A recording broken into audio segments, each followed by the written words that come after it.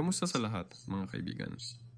Sa video na to, ipapakita ko kung paano i-reset ang Windows 10 kahit na nakalimutan mo ang password. Kung nakalimutan mo ang password. Para dito, kailangan nating pindutin ang Shift key at hawakan ito. Ganito. Hawak ang Shift key, pindutin ang Restart button, at i-click ang Restart habang hawak pa rin ang Shift key. Pagkatapos nito, magre-restart ang computer. Hawak ko pa rin ang Shift key. Maghintay tayo.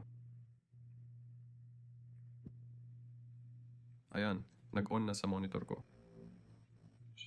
Baka sa isang screen lang makita nyo, pero hawak ko pa rin ang Shift key. At ngayon, lalabas itong menu na ito. Pwede na bitawan ng Shift key at i-click ang Troubleshoot o paghahanap ng solusyon. Ganyan. Tapos i-click ang Reset this PC o I-reset ang computer. Yan lang ang kailangan gawin.